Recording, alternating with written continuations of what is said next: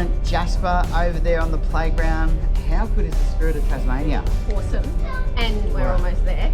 We are almost there. We can actually see Tassie in the distance.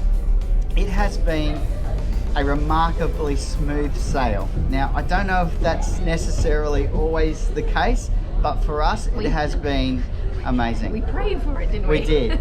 Now, we really wanted to put together a top 10 tips, the best advice that we could give you if you're either traveling with a caravan or you are traveling with a family. This is what we've come up with to help make your experience hopefully as wonderful as what we've experienced. Absolutely. All right, number one is be prepared. Be prepared.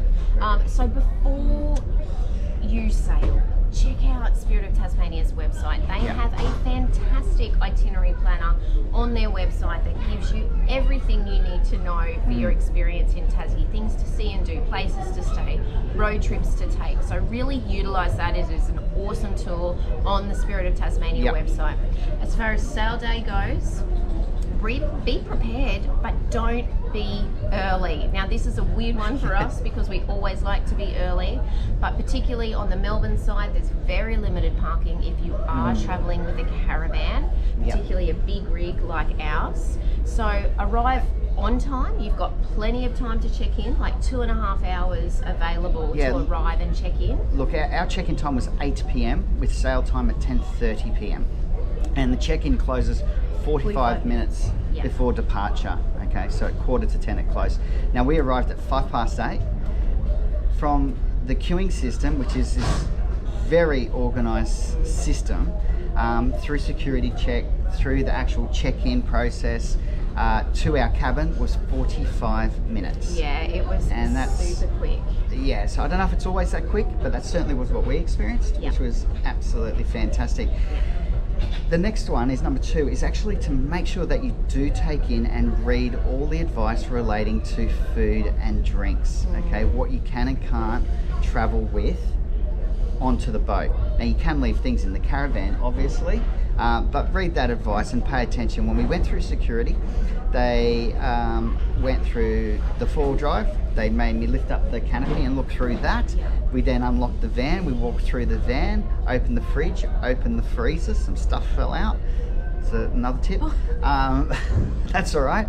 But look, super friendly, super organised, but just be aware of what you can and can't bring, particularly around fresh produce. Biosecurity, absolutely. And I mean, the laws are there for good reason, so it's not hard to, you know, follow it. Follow the rules. Yeah. Number 3, we. Super important, this one. Super important. Okay. Rookie mistake for us as parents. We should have given Jasper a toilet break before we actually had arrived. Yeah, look, if you can, it's a great idea before you start the check-in queuing process. But in saying that, super helpful, super friendly staff. We literally, once we checked in, we moved over to the side. They pulled us over, and Katie was able to get Jasper out, and there's toilets all along the wharf there, so it actually wasn't a problem, but yeah, you could save yourself that little hassle. Yeah, absolutely. And depending on what time you arrive and do the check-in queuing process could depend on how long it takes for you to get through. So, I mean, for us, it was really pretty quick, but we have heard other people say that it has taken a lot longer. So, again, be prepared. All right, number 4 is fuel. This is something that is worth definitely making sure that you read up properly on. We actually had an empty diesel jerry can. I could have filled that up and travelled with that full. Petrol is a different story. You can't travel with petrol, so make sure you check the advice on that. Yeah, look, absolutely. Again, they give you all the information, so just make sure you're reading through what they send you when you book, and you'll know exactly what you can and can't bring and what you can and can't do. Yep, easy. All right, number 5, sailing with kids. We're sailing overnight. Get a cabin. Definitely recommend it, especially for an overnight sail. The cabins, just, I mean, they give you your own space. Obviously overnight you want to be sleeping, which was fantastic. We had no issues. We were in a cabin with 4 bunks, so I just bunked in with Jasper. And a porthole, which is very cool for the morning. Window. You have your own private ensuite, so you've got your own toilet and amazing hot, great shower. Yeah, super hot shower, and it's all good. Like it's not. Yeah, it was really. It's clean. It's tidy. For the extra expense, if you are traveling with kids, absolutely recommend it. Even during the day, you know, sometimes the sales, depending on the weather, can be between 9 and 11 hours for a day sale. Yeah, having a cabin, if you've got smaller children who need somewhere to rest or just have time out, is also a great idea. So well worth looking into that. Okay, so we set out our cabin. That was number 5. Number 6, we went straight for the food and drink. Yeah, absolutely. And loads of options on board depending on your budget, your preference. Yeah, and absolutely bring some of your own snacks and water and whatever else you need. But we ended up choosing the buffet, which, look, they cater for every dietary requirement. We thought it was actually really good. We also able to grab ourselves a wine each, which was very nice. And there was plenty of options there for Jasper as well. There's plenty of bars. There are so many lounge areas here. It is unbelievable. It's like being on a cruise ship, really, isn't it?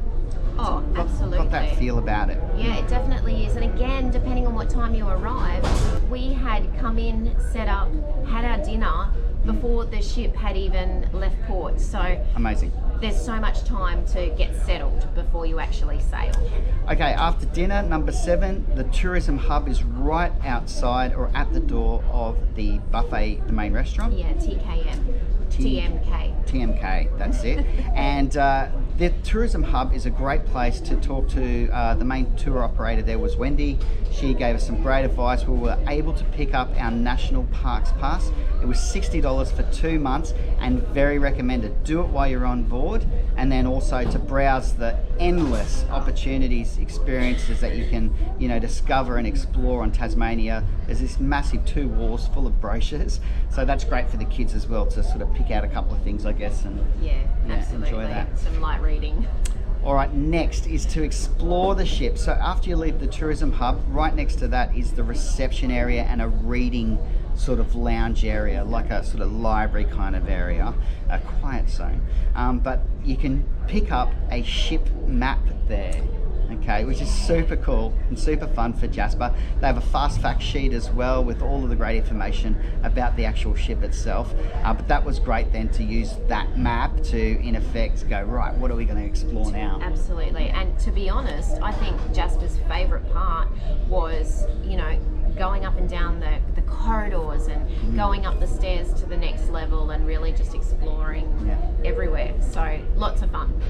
Number 9, wave goodbye. Find a great vantage point to actually see the city lights of Melbourne and wave goodbye, which was fun with Jasper. We chose the port side. We were tipped off, and that way the ship, as it backs out, brings that whole city and Port Melbourne into view, and it is absolutely beautiful and well worth standing out on deck to do this. Definitely, absolutely recommend it, and be out there within about 15 minutes of the ship leaving so that you get that best aspect, that best view. Excellent. And finally is the play zones. We found the amount of different areas for kids adequate, and more than, actually. There's this great little climbing sort of mini jamboree area that Jasper loved. There's TVs in every lounge and screens in every wall. There's a gaming room for the bigger kids. Yep, there's a PlayStation section as well. We actually took in the cinema because Frozen 2 was playing. Now, that started at 11 p.m. And so, look, we watched the first 30 minutes and then we were all tucked in and asleep probably by about 12 o'clock. It is going to be a long night, a late night, you know.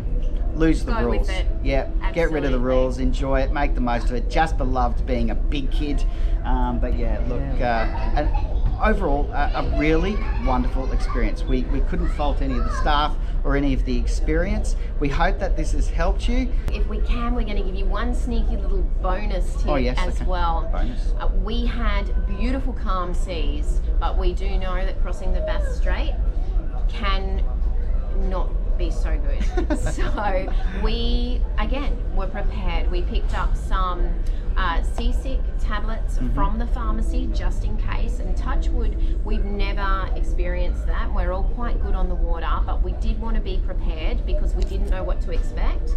And the other thing is of course we use our beautiful doTERRA essential oils, so ginger and blends that have all of those nice tummy taming essential oils to have on hand just in case. Again, it's about being prepared. It is. So Spirit of Tasmania, wonderful experience, a wonderful family experience.